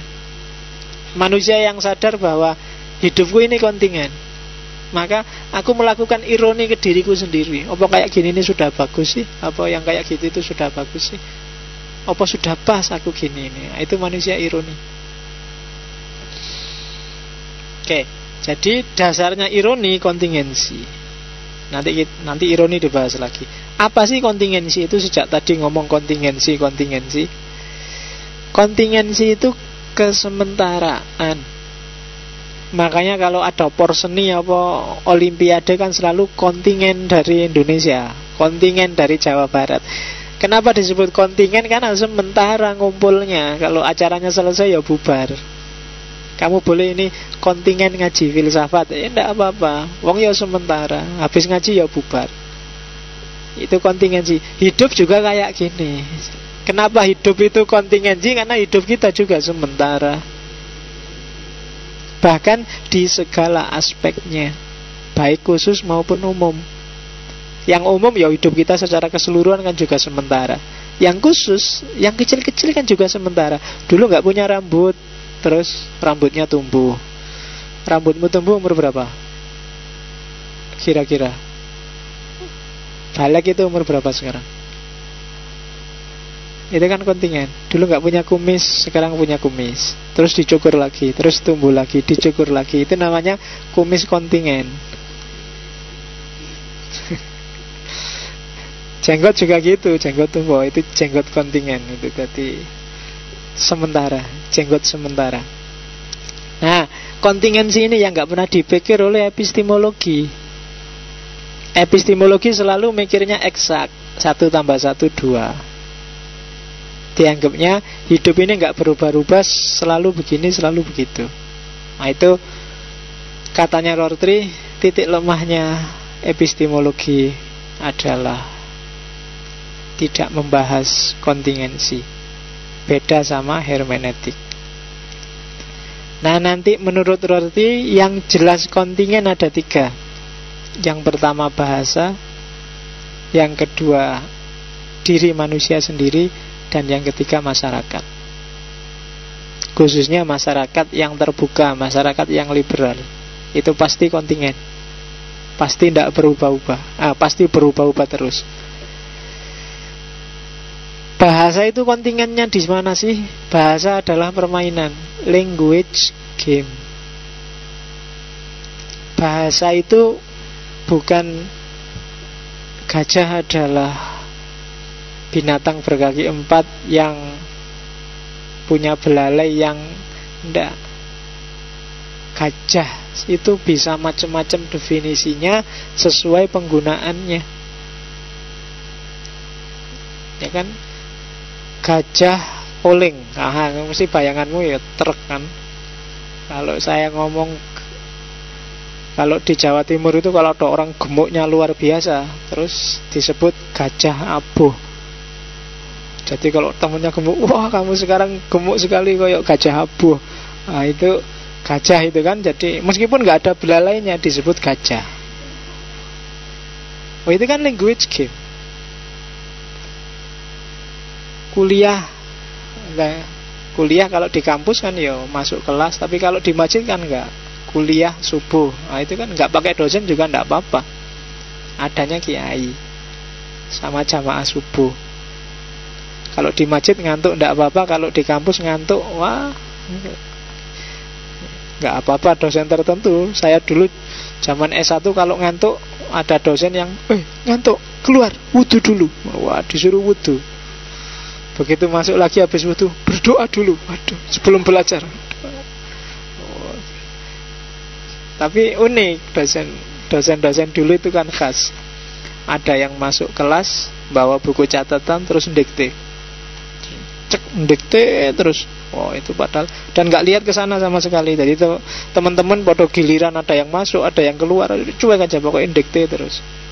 Itu dahsyatnya kuliah zaman dulu. Nggak kayak sekarang. Oke. Dan kenapa sih dia game? Ya karena lahirnya di tengah masyarakat. Penggunaannya macam-macam. Kadang-kadang kata-katanya sama, konotasinya beragam. Di Jawa Timur itu mesuh itu menjadi modus keakraban. Tidak cuma modus kebencian, nggak cuma modus kekesalan. Kemarin saya ketemu teman dari Surabaya itu baru nyampe sini. Isi urip ae cuk, mesti ngono. Yang nggak mesti kaget. Mesuh. Tidak apa-apa. Ternyata bisuan itu simbol keakraban, bukan simbol kemarahan, bukan simbol kekesalan. Nah, itu language game. Maka bahasa kontingen, dia dibentuk oleh masyarakat, ditanamkan di kepala kita, dan dunia ini kita pahami sesuai dengan bahasa yang ditanamkan di kepala kita itu. Jadi caramu melihat realitas itu berdasarkan kategori-kategori bahasa dan konotasinya yang ditanamkan oleh masyarakat sekelilingmu. Misalnya kiai, misalnya.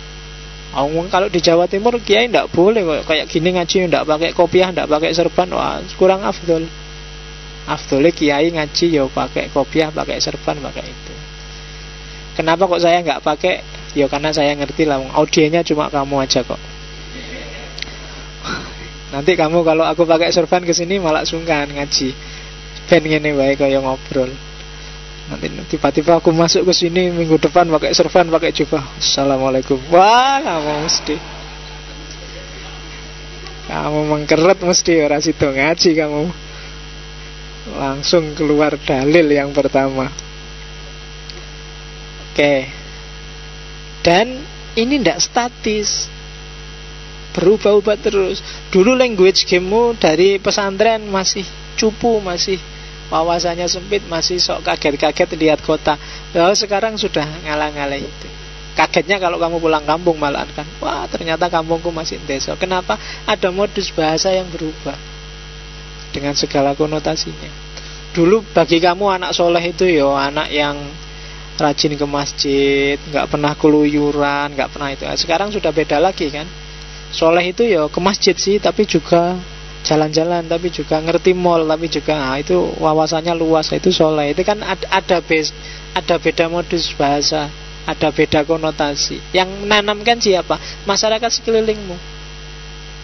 Dulu lihat perempuan pakai rok mini, kamu astagfirullah, astagfirullah kan gitu. Ya kan? Sekarang iya, subhanallah, alhamdulillah. Kalau lebih terbuka lagi, Allahu Akbar. Iya. Lah kok Allahu Akbar, Pak? Karena biasanya kalau habis Allahu Akbar itu kan langsung serbu gitu. Oke. Ya, biasanya kan ngono sekarang habis Allahu Akbar itu serbu. Jadi ekspresi paling dahsyat hari ini setelah subhanallah, Allahu Akbar, serbu. Oke. Terus kontingensi yang kedua, kontingensi diri.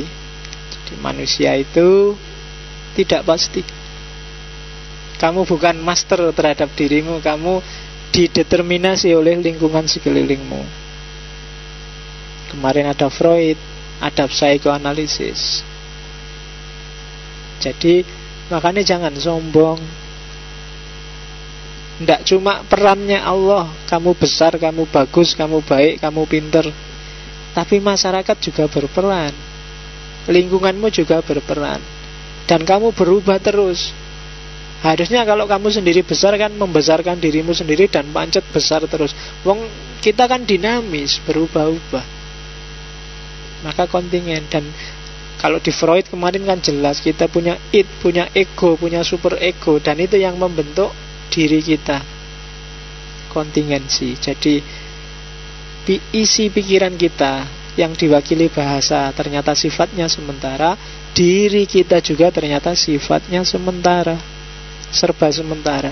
Dan pada akhirnya masyarakat kita juga masyarakat yang sementara. Tidak ada masyarakat yang statis. Masyarakat selalu dinamis, kontingen. Apalagi kalau bahasanya Rorty, komunitas liberal, masyarakat yang bebas, yang terbuka, itu perubahannya pasti lebih cepat. Mungkin kamu yang kuliah di Jogja 3 tahun terus pulang kampung, mungkin kamu kaget, loh kok sudah banyak perubahan. Kecuali yang sangat desa lah ya. Kalau sangat desa biasanya perubahannya agak lambat, tapi pasti ada perubahan. Mungkin cara berpikirnya, mungkin cara menanggapi persoalan, dan macam-macamnya. Jadi pikiran kita liberal, pikiran kita sementara, diri kita sementara, masyarakat kita sementara, semuanya dinamis. Oleh karena itu jangan mematok kebenaran, jangan mematen pemahaman sebagai pasti sesuai untuk kapanpun dan dimanapun. Dan kunci hidup kita ada di sini, final vocabularies. Final vocabularies itu keyakinan-keyakinan puncak kita, kata-kata final. Boleh, pasti orang tidak bisa lepas dari final vocabulary.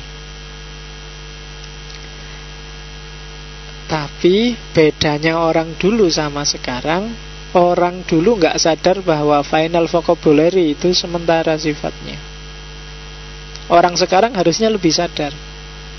Final vocabulary itu teori, konsep, pernyataan, prinsip hidup, filosofi hidup, itu final vocabulary. Setiap orang pasti punya.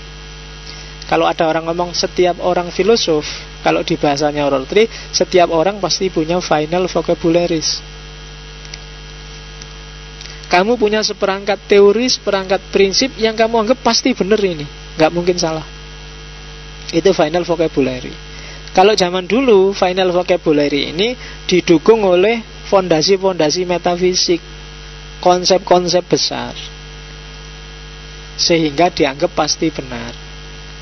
Kalau orang kontemporer, modern, katanya Rorty, harusnya sadar bahwa final vocabulary pun dia berubah-ubah. Maka orang harus menerima perubahan. Orang yang mau menerima perubahan, dialah manusia ironis. Yang tidak mau, dia manusia metafisik. Nah, sekarang tinggal kamu jenis manusia yang ironis apa manusia yang metafisik. Itu pilihan dari Rorty. Cirinya manusia ironi tak bacakan aja. Orang yang menyadari bahwa pandangan dunia, kepercayaan-kepercayaan, dan keyakinan-keyakinannya yang paling mendalam pun sebenarnya bersifat kebetulan sementara. Kenapa kebetulan? Ya, kebetulan momen itu yang kamu hadapi, masyarakat itu yang kamu hidup di dalamnya, cara berpikir itu yang ditanamkan di kepalamu. Maka namanya kebetulan, bukan kebenaran. Ya kan? Kok coba kamu dulu anaknya SBY, dikuliahkan di Australia, kamu tidak mungkin keleleran ngaji filsafat di sini. Maka kebenaran dirimu adalah kebenaran yang sifatnya kebetulan. Itulah kontingensi. Itulah. Jadi manusia ironi bukan nggak boleh kayak gini, tapi dia harus sadar tentang kebetulan dirinya, bukan kebenaran dirinya. Nah, ini agak panjang kalau dari Rorty kan. Jadi sadarilah kebetulan dirimu, bukan kebenaran dirimu. Kenapa? Ya semuanya kan kebetulan. Skenario besar ya, karena kita punya Allah, terus kita anggap ini skenario besar dari Allah. Yang kedua, manusia ironi berani menerima kenyataan bahwa kepercayaan dan keinginannya yang paling sentral itu tidak pasti. Apapun dirimu, cita-citamu, pikiranmu, gagasanmu, idemu, itu semuanya tidak pasti. Terus kamu punya final vocabulary, tapi final vocabulary itu bisa berubah dan orang lain juga punya. Kamu punya prinsip kebenaran, tapi sadarilah orang lain juga punya prinsip yang mungkin beda sama kamu. Dan bahkan kamu juga mungkin prinsip kebenaranmu beda juga seiring perkembangan ruang dan waktu. Ini harus disadari. Oke. Kalau gitu, apa orang itu harus tidak tegas, Pak? Orang itu harus tidak serius, Pak, toh besok berubah? Tidak. Seriuslah dalam kebenaran hari ini, saat ini yang kamu yakini. Sambil tetap waspada, jangan-jangan ada wawasan baru yang bikin kamu sadar bahwa kebenaran yang kamu yakini benar itu ternyata tidak pas.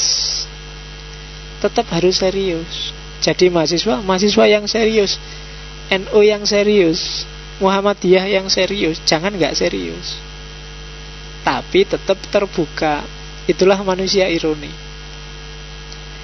Dan Rorty menyebut manusia ironi itu bukan he, tapi she karakternya. Jadi she itu karena dia analoginya ke perempuan. Karena bagi Rorty, perempuan biasanya lebih mudah adaptasi, lebih mudah, lebih lentur daripada laki-laki. Karena perempuan itu kan cenderung reseptif. Kalau laki-laki cenderung agresif. Agresif itu gampang nabrak. Tapi kalau reseptif itu mudah menerima apa saja yang masuk. Ya kan, itu kan reseptif. Jadi menerima, selalu menyerap, reseptif. Makanya ada namanya hermeneutika resepsi. Berarti apa? Hermeneutika resepsi itu berarti kebenaran jangan dicari di luar, tapi serap ke dalam dirimu, olah versimu. Itu kebenaran reseptif. Itu yang kalau di Indonesia. Terus kalau kamu kawin ada resepsi. Itu kan artinya juga menyerap. Menyerap uangnya yang diundang. Ya makanya kan disebut resepsi itu kan. Jadi undangannya suruh ngasih duit. Makanya besok kalau kamu kawin jangan pakai istilah resepsi deh. Apa walimah juga enggak apa-apa, jangan. Resepsi pernikahan ya. Karena resepsi itu resep, menyerap. Jadi ya kalau ingin dapat banyak sih enggak apa-apa pakai resepsi. Nah, lawannya manusia ironi itu manusia metafisik. Jadi manusia metafisik itu biasanya yang ditanyakan apa hakikatnya, apa kebenaran itu, mana eksistensi, mana esensi, apa hubungannya etika sama iman, apa pokoknya sing objektif dan besar-besar. Itu manusia metafisik. Agama, pokoknya wacana-wacana besar universal yang tidak tegas jawabannya, tidak jelas praksisnya. Itu disebut manusia metafisik. Ya jawabannya ya tidak jelas. Maka jangan terjebak dengan metafisika. Kan banyak kan di antara kita yang sering kalau ngomong pakai wacana-wacana besar, wacana-wacana universal. Kalau katanya Rorty, ya bagus sih didengarkan, tapi nggak ada gunanya. Praksisnya nggak jelas. Jadi anak soleh, kita harus bertakwa pada Allah. Kita kadang-kadang, lah terus harus ngapain? Kita kan sering berhenti di wacana-wacana besar. Itu kalau kita sibuk tiap hari dengan ini, akhirnya kita diam, nggak gerak. Maka katanya Rorty, kita harus ironik, tidak metafisik. Hidup di dunia nyata secara pragmatis. Itu bedanya ini. Kalau manusia metafisik itu fokusnya mencari kebenaran. Kalau manusia ironis enggak. Bukan urusan kebenaran, tapi urusan pragmatis. Menghindari kekeliruan, melawan kekejaman. Karena bagi Rorty, satu-satunya kejahatan Yang tidak bisa dicari tandingannya itu kekejaman. Orang boleh ngapain aja asal jangan kejam. Wow, itu kan agak panjang itu persoalannya. Pak, tawuran boleh nggak Pak? Boleh kamu tawuran, pukul-pukulan, tapi jangan kejam ya. Dan solusi etis kalau di Rorty itu sebenarnya satu: moralitas akan beres kalau orang tidak kejam. Itu aja. Berarti kalau ada orang minta-minta nggak saya kasih, boleh ya Pak? Boleh, tapi itu kejam loh. Berarti saya boleh mukuli saudara saya Pak? Boleh, tapi itu kejam. Berarti jadi kata Rorty, keywordnya moralitas itu satu: cruelty, kekejaman. Satu-satunya larangan yang tidak boleh itu kejam. Maka katanya Rorty, manusia ironis biasanya menghindari kekejaman. Caranya dua: kalau manusia metafisik pakai logika, manusia ironis pakai dialektika. Yang pikirannya melangit hanya pakai logika, ya hasilnya metafisik. Maka logika jangan dihentikan di logika, dia harus dialektis dengan kenyataan sehari-hari. Dia harus pragmatis. Modelnya ngeritik, gayanya metafisik, itu gaya orang membandingkan gambar dengan aslinya. Kalau gayanya manusia ironis, membandingkan gambar dengan gambar yang lain. Maksudnya apa? Biasanya orang metafisik itu pingin cari kebenaran yang sejati, pingin cari hakikat keadilan, pingin cari seolah-olah ada yang kayak gitu, yang asli. Tapi kalau manusia ironis, oh adil menurut orang ini gini, adil menurut orang ini gini, adil menurut orang ini. Nah, itu manusia ironis.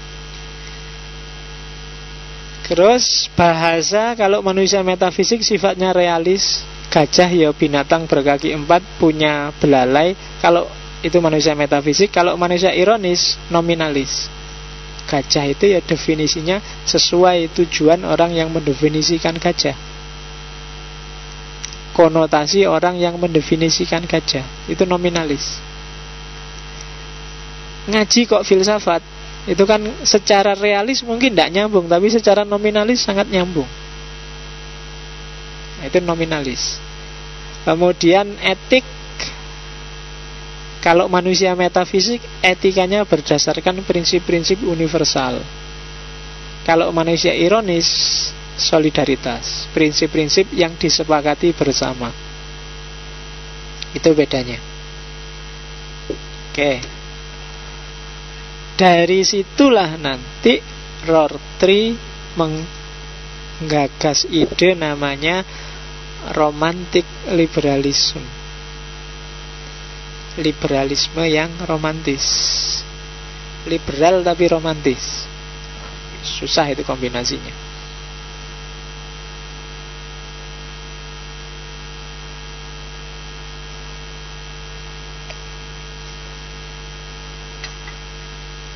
Perlu dicatat, Rorty tidak setuju dengan ideologi yang namanya liberalisme murni.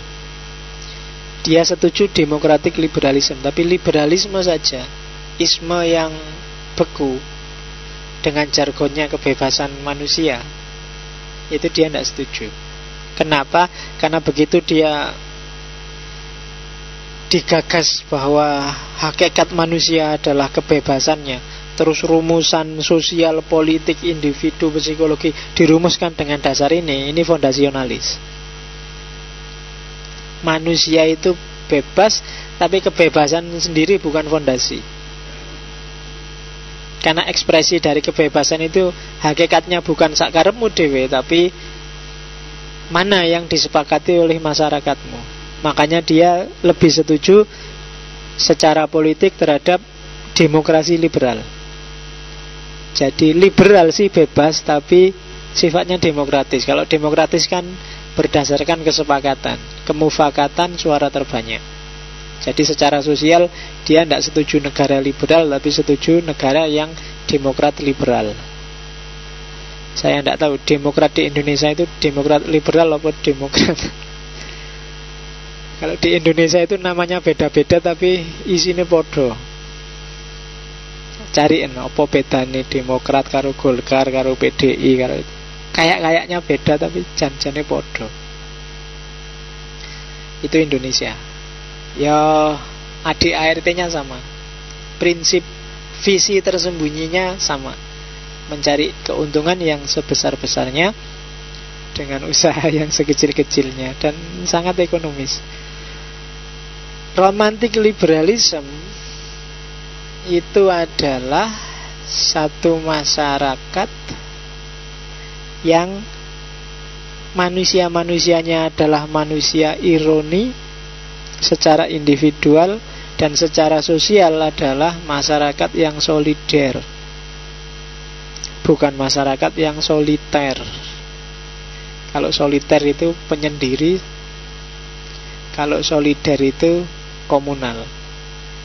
Jadi kamu harus jadi sosok yang ironis, dan masyarakatmu harus masyarakat yang berstruktur solidaritas.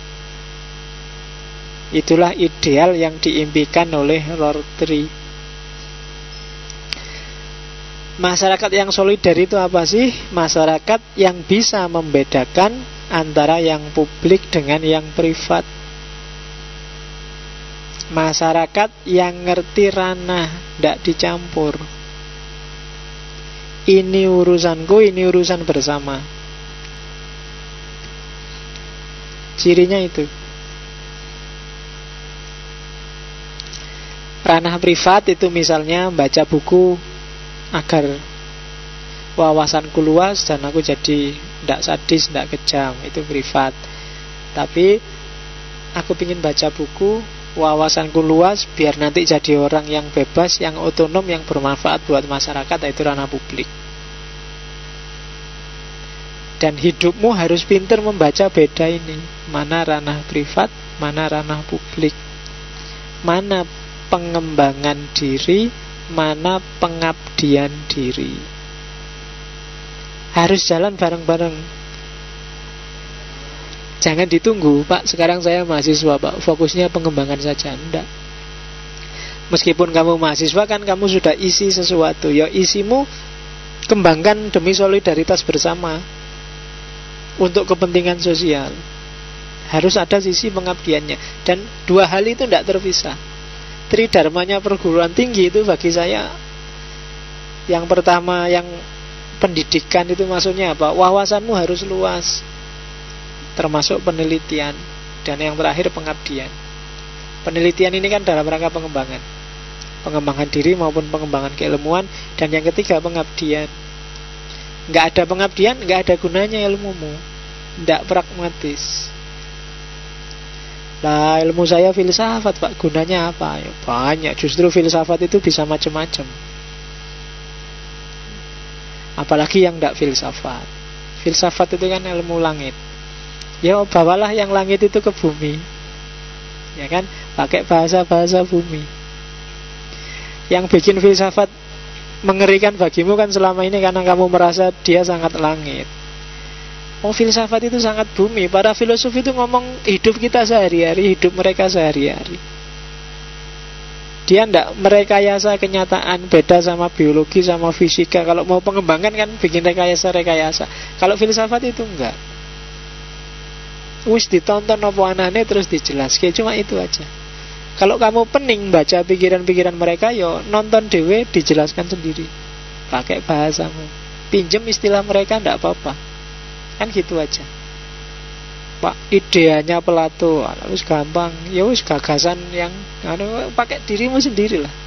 Itu yang lebih nyaman. Biar nggak ngeri. Yang kayak gini tadi kan kalau kamu baca buku Rorty kan pening. Kenapa? Karena kamu anggap dia langit, jauh dari jangkauan, seolah-olah dia mikir tentang dunia yang mana. Padahal dunia kita sendiri. Kan sejak awal tak jelasin kan seolah itu kan hidup kita sendiri tiap hari kayak gitu. Hanya kita menangkapnya selama ini agak jauh. Semua filosof sebenarnya ngomong kita, apalagi posmo, dunia kita hari ini yang dilihat lebih simpel karena lebih nyambung sama hidup kita. Karena itu terus itu kesimpulannya. Ini tak kutip dari Rorty. Apa sih tujuannya Rorty ngomong macam-macam tadi itu? Hakikatnya adalah cobalah kita untuk sampai pada satu titik di mana kita tidak lagi memuja apapun, mendewakan apapun, mensakralkan apapun, di mana kita tidak memperlakukan apapun sebagai sakral, termasuk pikiran-pikiran kita, di mana kita memperlakukan segala sesuatu, bahasa kita, kesadaran kita, komunitas kita, sebagai bagian dari waktu dan kebetulan. Kebetulan itu maksudnya bukan gak sengaja loh, tapi dialektika dari faktor-faktor, variabel-variabel yang tidak kita rancang sebelumnya. Jadi semua yang ada dalam hidup kita itu sebenarnya kebetulan-kebetulan. Gak ada yang serius pingin kamu rancang dan rancanganmu terus jadi kayak gitu, biasanya enggak. Ada banyak variabel kebetulan-kebetulan. Kamu bisa nyampe Jogja, kamu bisa kuliah, kamu bisa ngaji malam ini. Sebentar lagi ada apa kan kamu gak bisa meramal. Yang kamu temui juga kebetulan. Jadi dua hal yang determinan dalam hidup kita. Yang pertama waktu, dan yang kedua kebetulan. Maka manfaatkanlah waktu sebaik-baiknya biar kamu nemu kebetulan yang baik. Nah itu kuncinya, Rorty. Caranya gimana biar kita nemu kebetulan yang baik?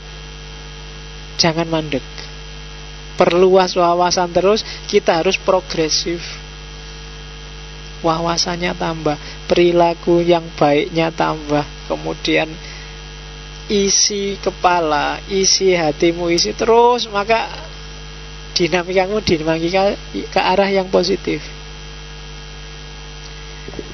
Banyak sampah di kepala kita, banyak sampah di hati kita. Bersihkan itu. Jangan ada satupun yang kamu puja-puja, yang kamu sakral-sakralkan.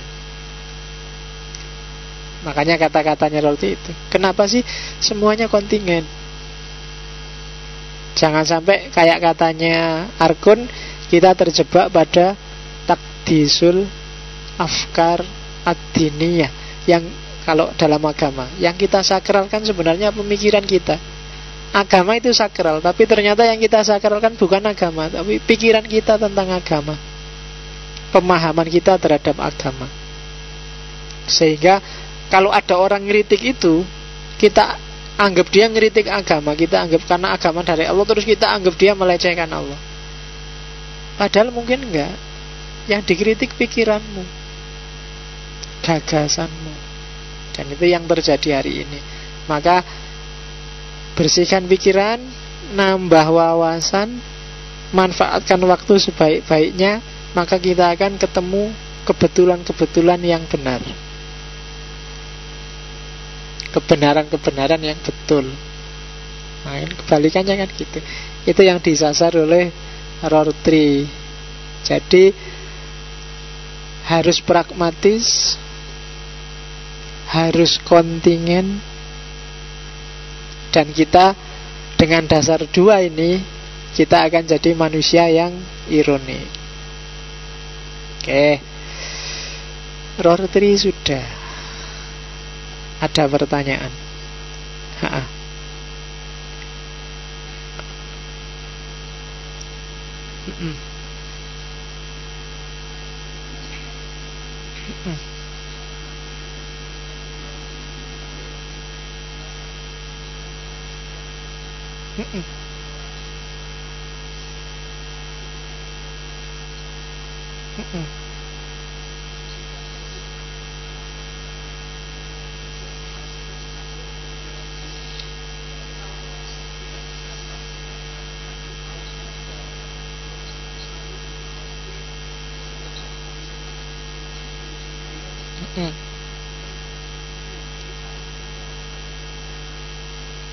Oke. Kalau dari perspektif Rorty, kalau kamu yakin dakwah itu benar, ya dakwah. Orang Kristen juga merasa harus dakwah, ya silakan dakwah aja. Kan simpel kayak gitu. Lah, tapi kan kebenaran itu masing-masing. Iya, kebenaran itu masing-masing, silahkan milih. Setiap orang meyakini sesuai kedudukannya sendiri-sendiri. Kalau misinya orang Kristen terus dia dakwah, salah itu salah, ya enggak apa-apa, yakini aja salah. Kan gitu. Dakwah itu hak mereka, tapi menerima atau menolak dakwah adalah hak kita yang didakwahi, kan gitu. Orang Kristen misi itu haknya mereka, kebenaran yang mereka yakini. Tapi menerima atau menolak misi kan juga hak kita, kebenaran yang kita yakini, kan gitu. Jadi bukan berarti kalau gitu nggak usah dakwah aja. Loh, kalau kamu yakin dakwah itu benar, dakwahlah. Tapi jangan maksa. Kenapa? Karena nolak dan maksa itu haknya mereka. Kalau kamu maksa nanti jadi kayak tadi, kejam.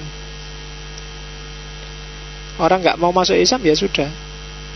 Orang nggak mau masuk kelompokmu ya enggak apa-apa. Kan kamu sudah ngasih tahu yang benar yang ini, enggak apa-apa.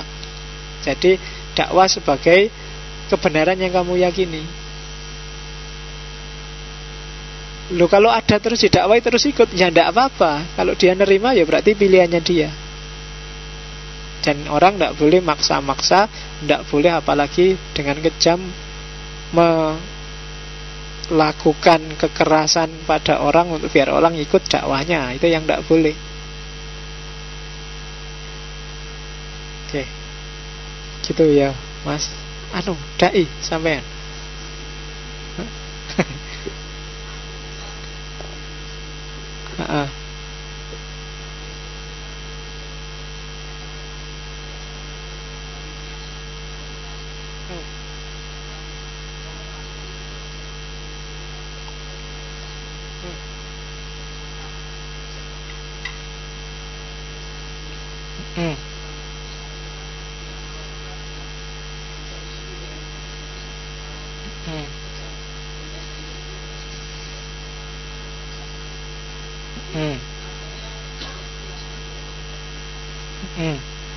Ya. Dan katanya Rorty, yang operatif di masyarakat yang konotasi. Sama-sama istilah gajah, sama-sama istilah sapi. Sapi aja bukan gajah, biar lebih jelas contohnya. Sapi di kepalamu yang muslim dengan sapi di kepala mereka yang Hindu kan beda rasanya. Kambing di kepalanya orang yang kolesterol tinggi, darah tinggi, yang sudah terancam stroke, dengan kambing di kepalamu yang masih seger kan beda. Bagimu kambing makanan enak ini, nyate sip. Tapi bagi yang darah tinggi, kolesterol tinggi, yang terancam stroke, begitu kambing, ini musuh besar ini, kan gitu. Sama istilahnya, tapi yang operatif di masyarakat itu konotasi. Laptop ini, laptop model baru nih, mereknya Dell misalnya. Tulisannya Dell memang. Ya kan? Tapi kamu yang ahli IT, apa gitu model baru, Pak? Itu sudah deso, Pak. Konotasinya beda. Hasil resepsiku terhadap laptop dengan resepsimu ternyata beda. Nah itu jadi, memang ada konotasi, ada denotasi. Konotasi itu, ya kalau bahasa manteknya itu kias dari denotasi. Tapi katanya Rorty, yang operatif di masyarakat itu makna konotasinya. Dalam hal apapun. Gudeg bagi orang Jogja dengan bagi orang Jawa Timur beda loh tanggapannya. Kenapa ya? Karena yang di masyarakat konotasinya. Tidak sekedar, kalau maknya denotasikan gudeg adalah sayur yang terbuat dari apa, dibikin apa, itu denotasi. Tapi yang beredar di masyarakat itu enggak itunya, tapi kesan, pemahaman, operasi konseptual mereka tentang makhluk yang namanya gudeg. Itu yang dimaksud oleh Rorty. Ada lagi?